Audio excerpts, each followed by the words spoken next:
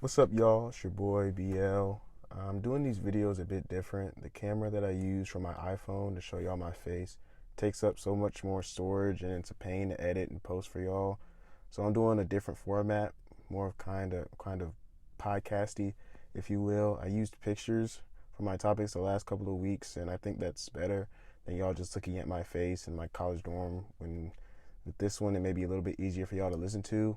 I know it's on YouTube, so you may not be able to listen as you're doing something else, but I'm trying to get to the point where I can post these on streaming services, so look out for that as well. I wanted to acknowledge the picture that I'm using as my background.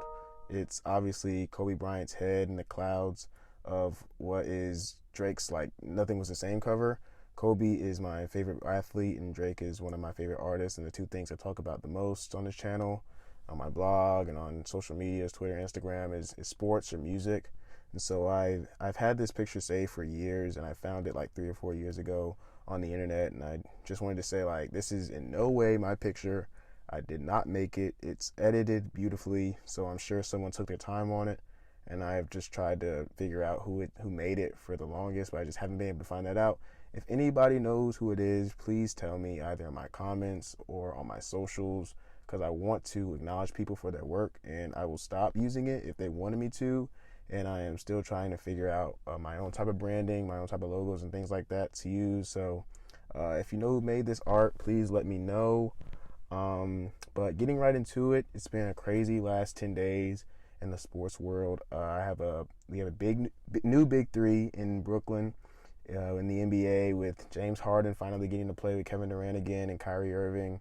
I'll talk about that more once the NFL season ends, but I'm very excited for them. Three of my favorite players in the league to watch. They're on their same team now. The NFL has a lot of coaching vacancies closed with the new hires over the past week, and there are a few positions open. Some very worthy candidates out there still. Phillip Rivers retired this past week after 17 seasons. I think he's a Hall of Famer. I talked about it a couple weeks ago on my segment with Big Ben. Today is January the 22nd, I believe. Yes, Friday, January 22nd. The 15-year anniversary of Kobe Bryant's 81-point game is today. I was 5 when it happened, so I have no recollection of it at all. When I was 5, all I cared about was like television and macaroni and cheese. So also today, Hank Aaron died today. I don't follow baseball very much, but even I was like, damn, when I saw that on my notifications. I know he was huge in baseball, so RIP to him. Going back to the NFL, I went 2-2 in my predictions after going 4-2 the week before last week, and so I'm 6-4 so far in these playoffs. The Bucks beat the Saints this past Sunday night to advance to Tom Brady's 14th championship game, and the Bucks' first championship game since the Rondé Barber game versus the Eagles the year they won the Super Bowl. I think it was 02 season, so probably like January 03. They defeated Drew Brees, which is in all likelihood his last game in the NFL. The next day, there was a lot of discourse about what this loss means for Drew Brees. I predicted the loss. The Saints have been the most snake-bitten playoff team I can remember since those like Marty Schottenheimer, whose Football Life documentary I watched to prepare for the Browns-Chiefs game. He coached both of those teams to multiple devastating playoff losses. But anyway, the Saints have had bad luck, and I have not been able to visualize Drew Brees winning them a Super Bowl since they revamped the roster about 4 and 5 years ago, and they've been winning the NFC South every year and somehow losing in the playoffs before the Super Bowl every single year. To me, in my opinion, this loss does nothing for Drew Brees, for or against his legacy. I believe he is not only a top 10 quarterback in the history of the game, undisputably, he's also like fringe top 5 to me.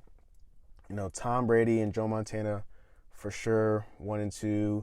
If you want to go back and include Otto Graham and Johnny Unitas, sure. Peyton Manning. If I had to, I believe I can make the argument for Drew Brees over Aaron Rodgers. I know that's kind of unexpected, kind of blasphemous to some people. Brett Favre, Dan Marino. I mean, Drew Brees has a path of difficulty comparable to that, really, of Tom Brady. I mean, he's a huge reason. Like, Tom Brady's difficulty getting to where he is a huge reason why he's the GOAT right now. And like for Drew Brees, like he was in San Diego for a couple of up and down years. He goes to the Saints, a team not only ravaged by decades of incompetence, but a natural disaster, a literal natural disaster. Hurricane Katrina in the previous year that he went there. And the next year they're in the NFC Championship. Him and Sean Payton really rebuilt that whole franchise. And within 4 years, they have a Lombardi trophy. You know, to me, couple that with his incomparable list of records. Like, nobody has played the game as precisely as Drew Brees has. Like, Peyton Manning played it cognitively, like with his mind. He was probably the greatest mind of the position ever. But Drew Brees really broke down playing the position like no one ever did. I used to play quarterback, and when I was ever confused or didn't know where my mechanics went or lost my mechanics, I would always watch Drew Brees, his footwork, his hips, his shoulders, accuracy, everything. Like every Sunday, it was a master class on how to play the position in a way that was replicable. Like on top of that, he was only, what is he, 6 feet, like 6'1". You know, how many short quarterbacks get drafted because of how good Drew Brees was? Does Russell Wilson get drafted? Does Baker Mayfield get drafted #1 overall? I'm pretty sure that was like his ceiling comp coming out of Oklahoma, Drew Brees. You know, and Baker Mayfield probably will never get to the level that Drew Brees was or is.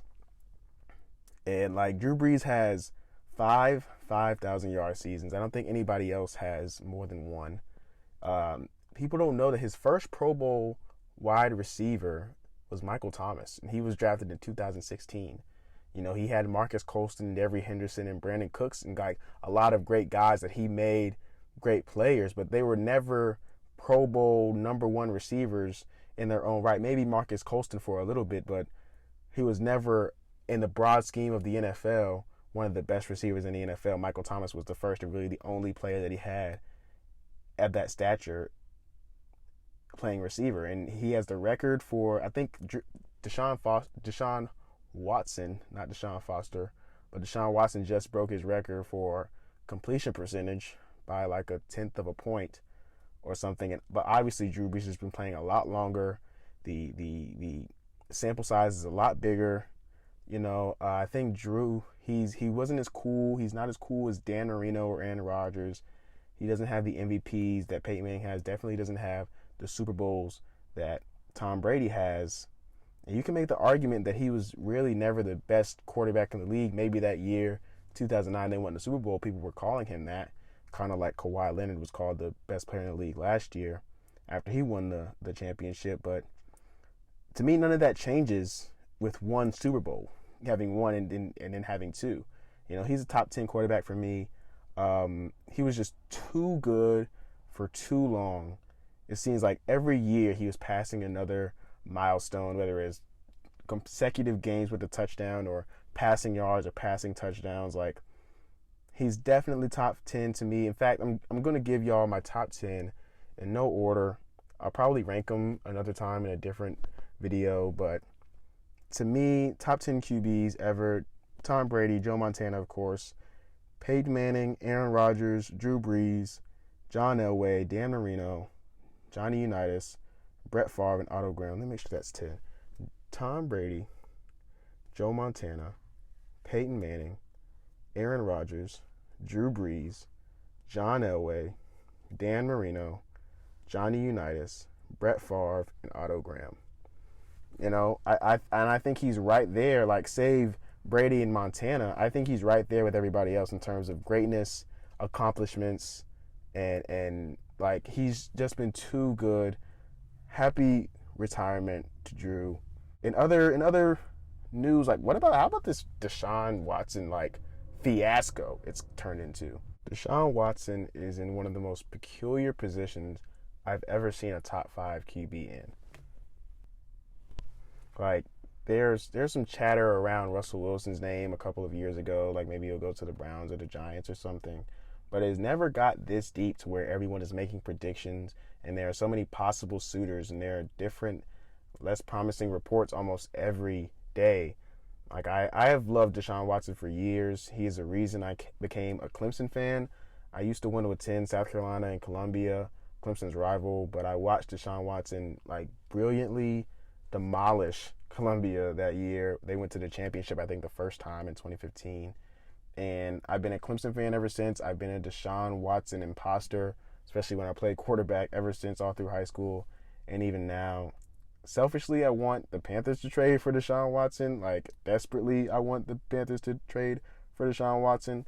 It's the only thing I can imagine my team doing to win me back over the way that they've handled the last 2 seasons, but that's another topic. That's a whole other video. If I'm the Texans, I do not trade Deshaun Watson, however.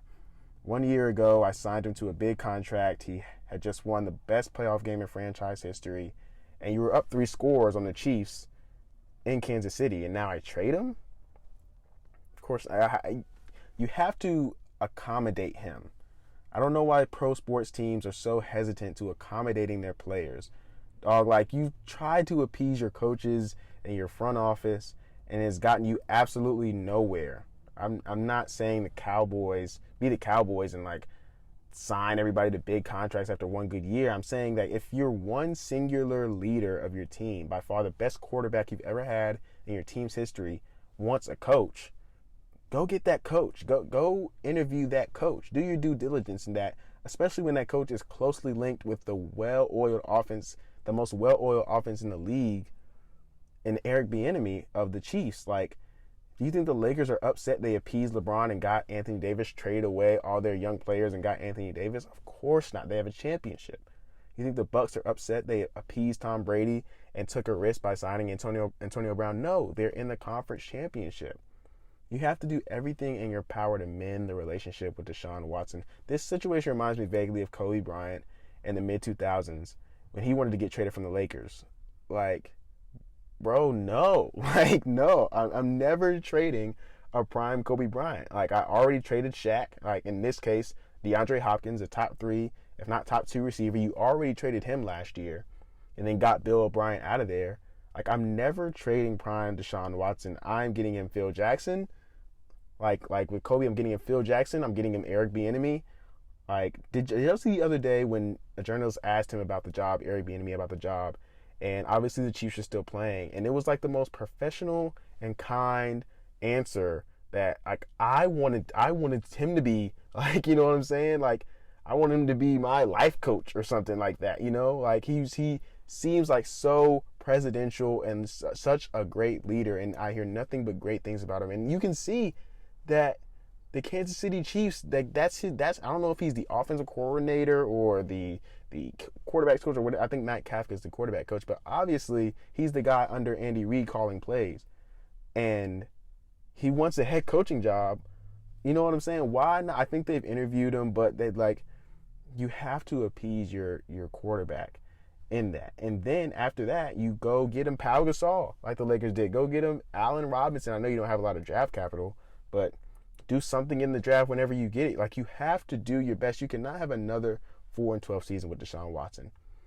If you're unable to do any of that, then you trade him, and shame on you. You deserve to lose for the foreseeable future. I don't even want to talk about it anymore. Championship weekend, 2 games on Sunday. This past weekend I went 2-2. The Ravens and the Browns let me down. That makes it 3 straight AFC North teams leaving me high and dry. The Packers and the Bucks, however, didn't. Why is that? I picked the better quarterbacks in those matchups. Patrick Mahomes, the way they only played 2.5 quarters and Baker played very well, was the better quarterback. And Josh Allen right now, those were the 2 best quarterbacks in those AFC games last week. I should have picked them. So I will pick accordingly this week. The Chiefs, I honestly don't know how to defend them. In that first half, like, I just don't know how you do it. I feel like you have to hope they make mistakes, like fool them up front or make Patrick throw in a pick or 2 like the Dolphins were able to do a couple of weeks ago. Like, if you just line up and play like Cleveland did last week, like Cleveland was about to get rolled in that game if Patrick Mahomes didn't get, I think they were up like 19-3 or maybe 19 I'm pretty sure it was 19-3 at that point when Patrick Mahomes was out. Like, they could not defend Travis Kelce. Reed and Eric Bieniemy, they were flooding the zones. They were just wide open McCole Hardmans everywhere. Like they couldn't even defend Chad Henne. Like I said it on Twitter, I was like, when they punted the ball with 5 minutes left, Cleveland did. I was like, oh yeah, they lost. Like the game's over. Like the Chiefs weren't going to score a touchdown, but they are more than capable of picking up first downs when they need to, with or without Mahomes. And then when you put Mahomes in there, they're going to score touchdowns. You know what I'm saying? I hope it's a good game. Like I like Josh Allen a lot. He's been sort of like a great value Patrick Mahomes this season. But the Chiefs are not the Ravens. They only put 10 points up on the Ravens. It's going to take a lot to beat those guys. I got Kansas City winning by 7, 34-27. The next game, or I think the NFC game comes on first. Whatever. Bucks at Packers. I feel like I knew Aaron Rodgers had never played a conference championship game in Green Bay, and I just didn't really connect the dots until they won last week, and they said it after they beat the Rams. But here they are. Last week I talked about how Tom Brady has like the GOAT moniker, like mojo that doesn't just show up when you're talking about his accomplishments and how great he is, but it shows up in key situations, and it's something that you really have to account for in games like this. Like you have to account for the greatness of Tom Brady even when he's playing a team that's better than him, like they did last week, which is why I picked them. Like it's just idiotic to pick against the GOAT, even when he's against like the tallest of tasks. You know what I'm saying? And that's why they won last week. Obviously, the defense played great. Devin White played his freaking butt off. But yeah, I mean, like even like with LeBron James or when the Patriots were together, like Bill Belichick and Tom Brady, it was like I'm going to pick them until somebody like beats them. Like I'm going to pick LeBron James to get to the finals until somebody keeps him from getting to the finals. I'm going to pick the Patriots to get out of the AFC until somebody in the AFC beats them. And that's how I felt about Tom Brady last week. But the thing about this week is you look on the other side and there's an equally special figure in Green Bay. He's obviously not as great, but he's special in a different way. I think about the game a couple of years ago. It was like a week 6 or 7 game, Monday night game against San Francisco. And I think the Packers had like 60 seconds. I think they were playing C.J. Beathard, and C.J. Beathard had like his best game as a pro.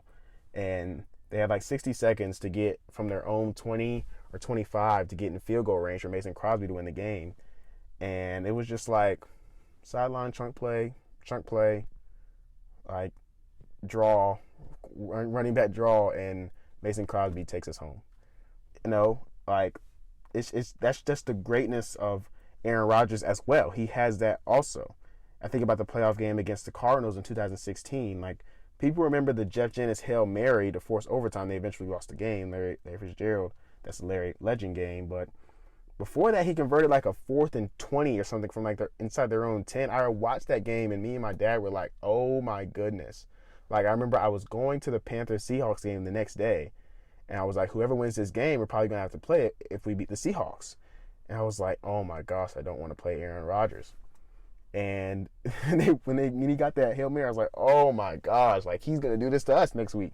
And then obviously lost that game, but he never got to touch that ball in overtime. But the point is, like, Aaron has some goatish specialness to him too, and you have to take that into account as well. I see this game. I hope this game is very good. I think it is going to be very good, reminiscent of those great championship games of the past 10, 15 years in the AFC. Cold up in Green Bay. I haven't seen that in a while. I'm going to go with the home team, 27-23. I'm so excited for this game. My Chiefs-Packers Super Bowl wish should be granted this weekend, I'm hoping. Let me know in the comments what y'all think. Hit me up on Twitter, Instagram, again, whomever this Kobe Bryant background belongs to. Just let me know, and I will happily take it down. Until next time, y'all stay safe, and I'll see you on the next one.